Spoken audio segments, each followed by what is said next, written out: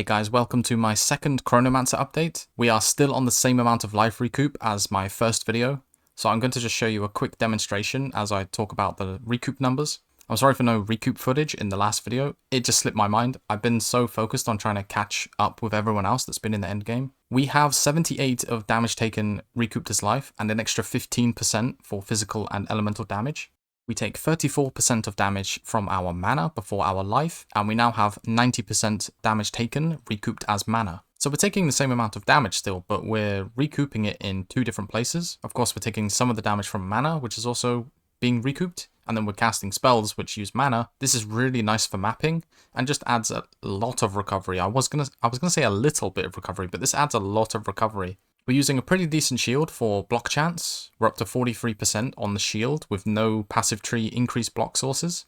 Of course, you could get this probably all the way up to 60%, but if you're blocking damage, you're not taking damage and then you're not recouping. So I'm on the fence about this. Also, the block nodes are kind of far away from the way I have the passive tree set up. So let's go over the passive tree. First of all, with the ascendancy, I'm still on 3 points. I'm only level 80. I just hit level 80 on stream earlier. I'm going to go for my 4th ascendancy node probably this evening or tomorrow. You might have noticed that we no longer have Apex of the moment. We're still chilling and freezing stuff, but I've swapped to Spark as my main freeze build-up and mapping skill. Spark is just a lot better, and the coverage and kill speed and stuff like that is much better. So I've taken Quicksand Hourglass, which gives us 50% more cast speed for 4 seconds. Every now and then we just get to cast a bit more and it feels pretty good. We really need cast speed on this build. It's something that I said in the last video. If I do get a better wand, maybe some other sources of cast speed, this will feel great. Obviously we're still taking both the recoup nodes, 30% damage taken as life and recoup over 4 seconds. Passive tree going up through raw power is the same. We still go for attributes. We grab Path of Winter. We're still grabbing Exploit the Elements. But because we're playing Spark, we now grab this skill effect duration wheel called Chronomancer. We're still taking Potent Incantation, grabbing the big recoup wheel for 27%. You come up the tree and we are no longer taking overexposure. We're still taking climate change just because we do a lot of damage to frozen enemies and we're always freezing enemies.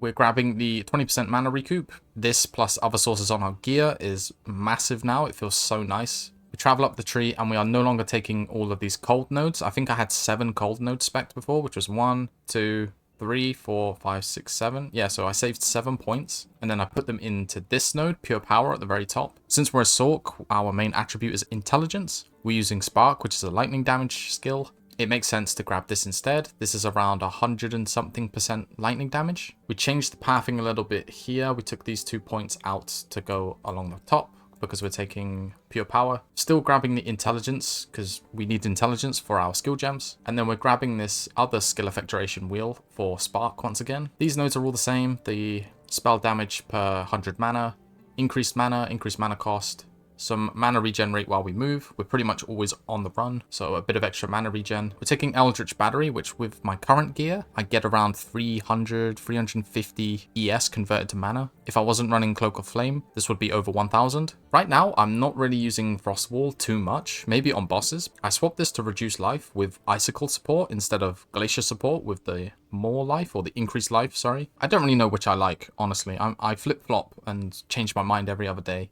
But some new additions to the tree is that we're taking these cold nodes, particularly Thin Ice. I'm probably going to respec this Heavy Frost one. I'm experimenting a little bit with this, but Thin Ice is great because we get 50% increased damage against frozen enemies. So I always go for like a big comet on rares or bosses as like a little finishing move. It does a ton of damage. It's just 2-point node as we travel. It's really worthwhile. We have this recoup node that I talked about last video, grabbing a jewel socket on the way. And then we're pathing to these damages taken from mana before life nodes. This is 8% on the smalls, another 8% for 16%. And then all the way on this mana recoup wheel, there is another 8% on these 2 smalls for 24%. And then we are anointing an additional 10% for the 34% of damage taken from mana. Finishing off the tree, just grabbing another jewel socket. And once again, my jewels have 4% recoup on them, and they have 2% life on kill. I currently have 6 of them, I think. 1, 2, 3, 4, 5, 6. Yeah, I got 6. Previously, I was taking this jewel socket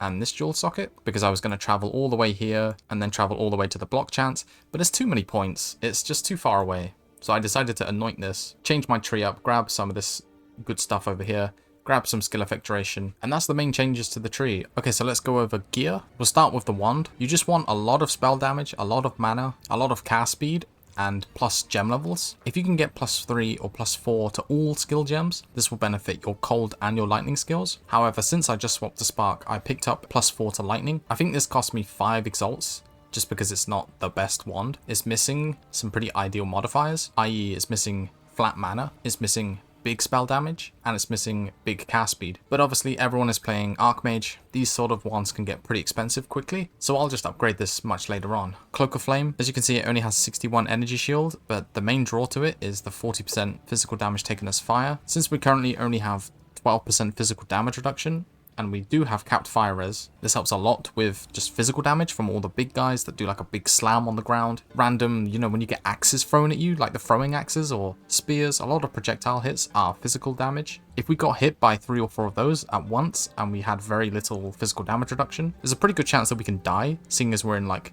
T12 and above maps now. We're starting to get to that point where monsters are starting to do a lot more damage, and Recoup basically can only survive if you don't get 1 shot or 2 shot or like quickly comboed. This really helps with that, but it does sacrifice your energy shield compared to a rare chest. If I could somehow get a big armor chest and, you know, the big strength requirements for this, maybe with the soul cores that let you take or change the attribute requirements to a different attribute, I could try that later on. What I did for this, seeing as it's quite cheap, is I used 2 orbs to get 2 sockets on them, and then I used the Val orb. You can either get a 3rd socket, or you can go for a resist roll. You can get a resist enchant corruption. You can also get life recoup as a corruption. So if you've got a bit of extra money and you want even more recoup, or maybe you want to save some passive points, you don't want to go too much into life recoup, you could get life recoup as your Val corruption on your Cloak of Flame. The other defensive unique we're using is Midnight Braid. This is a very popular item right now among all of the Archmage mana stackers. It's just universally a really strong item. I think it might even get nerfed. 50% mana is ridiculous, but I would definitely recommend picking up these. It doesn't matter about the mana and the resistance rolls.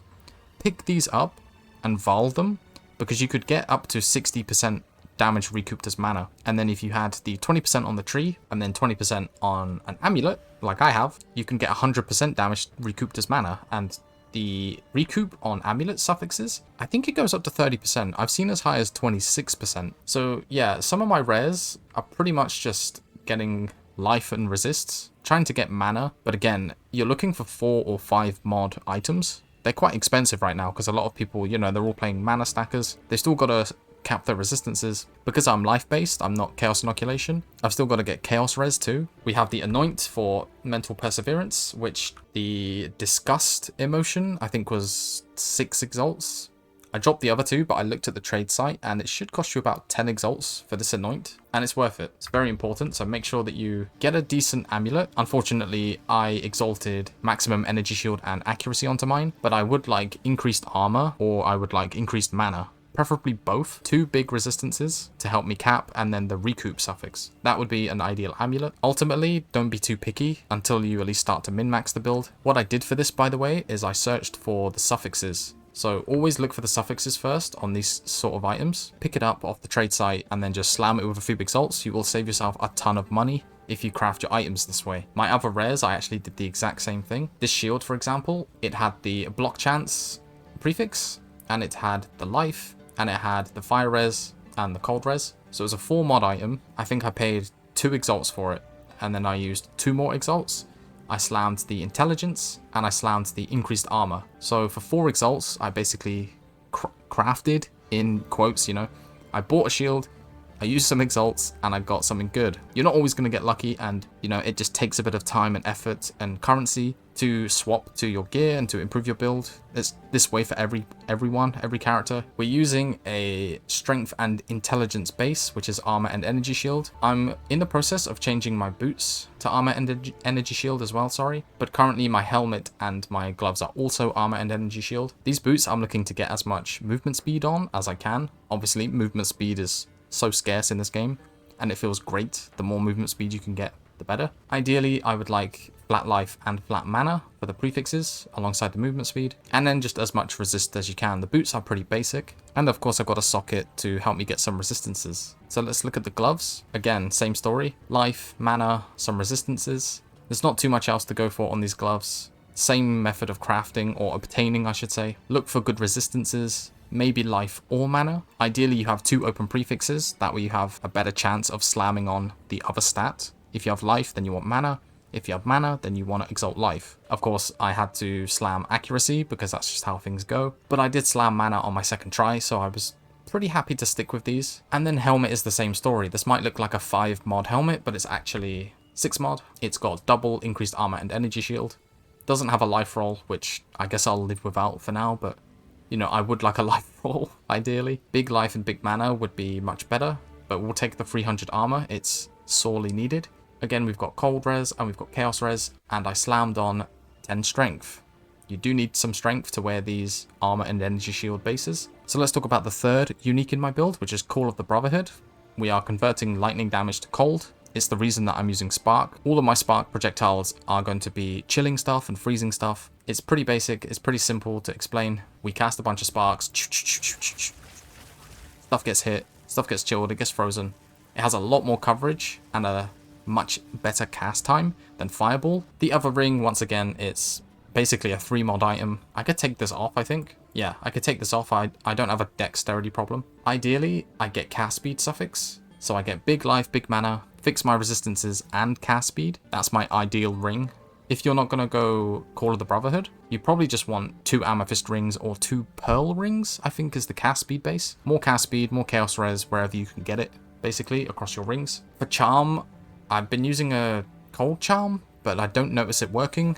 It might stop me being frozen once or twice per map. I don't know if it's any good. I don't know if I've even got good prefixes and suffixes on it. I honestly haven't experimented too much. I know a lot of people are just using a rarity charm, just for more rarity. For my flasks, I'm still using recovery applied instantly, 28% of this. I really don't use my life flask that much while mapping now, just because of how good the life recoup is.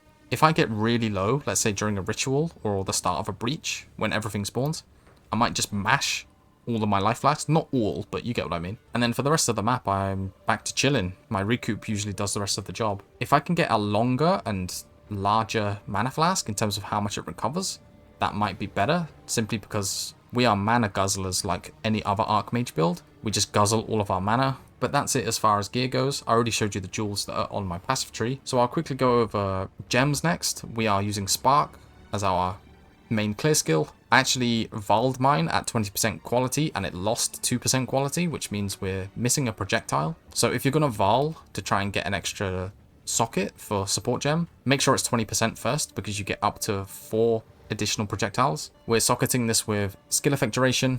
This is a more multiplier, which means that our sparks last 5 seconds. It says here 5.18 seconds. We're using more cast speed from Arcane Tempo, simply just because we really need it. We don't get any sort of Arcane Surge scaling like Stormweaver does, so cast speed feels really nice, and it stacks with the 4 seconds of increased cast speed. We have Inspiration. If you don't have this equipped, you just ran out of mana in maybe 6 casts. Inspiration is pretty much mandatory until you have a lot more mana recovery.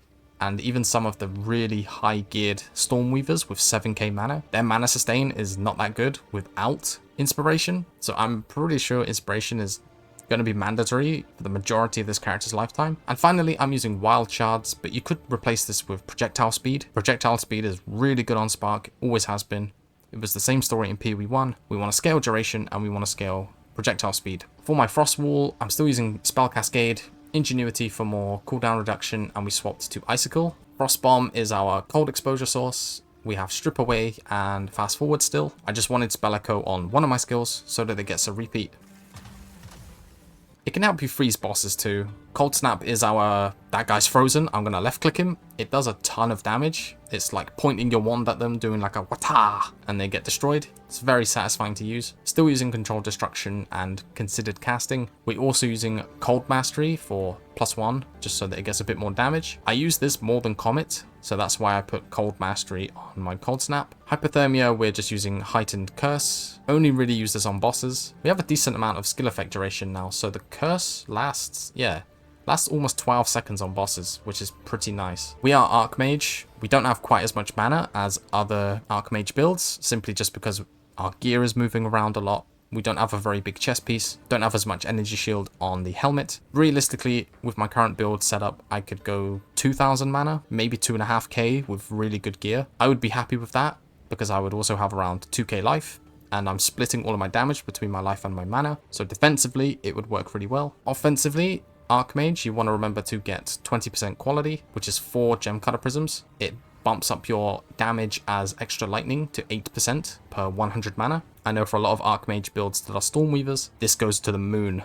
You get 5k, 6k, 7k mana. Archmage starts doing insane amounts of damage. Comet is our rare monster and boss damage once they're frozen. It just does a ton of damage. I'm freezing them and then I'm casting Comets and then Cold Snap to release them from the freeze. That's like my damage combo. Comet is supported with Unleash. This effectively doubles our damage because it casts it 2 more times. The second and third Comet do 50% less damage. We're using Elemental Focus, simply because we want more damage. Concentrated Effect again, more damage. 2 more skills that we've added are Flame Wall. If you don't know what Flame Wall does, any projectile that passes through it will gain 44 to 64 added fire damage in my current setup. It's being supported with Fortress, which turns it into a little circle. It's a little bit nicer than just having a straight line in a lot of circumstances during mapping. Fire Mastery just to boost the gem level, just to boost the added damage that they give. Lightning Warp is a really fun skill, and it also allows us to get shocked ground, which gives us 20% increased damage on enemies while we are mapping. What happens is once an enemy is considered in culling strike range, we can click Lightning Warp on them, and we can warp to their location from anywhere on the screen, and they will be culled, and it will leave shocked ground. I'm currently using this with Soul Drain for 12% of mana over 4 seconds when we cull an enemy, which is every time that we use the skill. And then Life Drain, the same thing, but for life. I'm also using it with Lightning Mastery again, just for an extra point, because other things around the Lightning Warp area will take a lot of damage. This surprisingly does a lot of damage. And you can chain this where you Lightning Warp one enemy in a pack, you do a bunch of damage, other enemies in the pack get low enough to be culled by Lightning Warp, and you can keep spamming Lightning Warp, and you can clear a pack with it. It's pretty satisfying to use. But that's everything I wanted to talk about for this update to my Chronomancer build. I'm going to end the video with a little T12 boss. This is the Warden boss from the campaign. The single target damage is obviously not super amazing yet. We still need some upgrades. Stormweaver damage is definitely just going to beat Chronomancer on paper all day. So if you haven't made a sorceress yet and you're on the fence, if you just want to go damage, definitely pick Stormweaver. I'm going to keep going with Chronomancer, really invest into the Recoup stuff, get a bit more damage, get a bit more mana, see how we end up in the end game, and then start looking at other builds. Thank you to everyone that checked out my stream from the last video and leaving comments. I always respond to comments, so thanks for watching and I'll see you next time.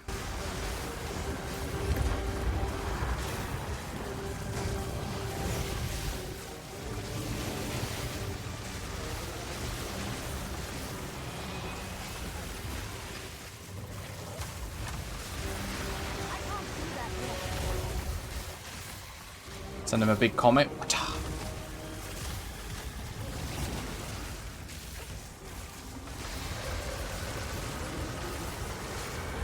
Ooh, yeah, I make that.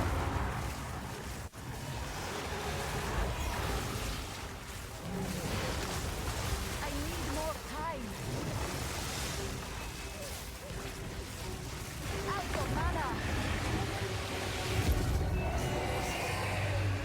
So I could tank that. Okay.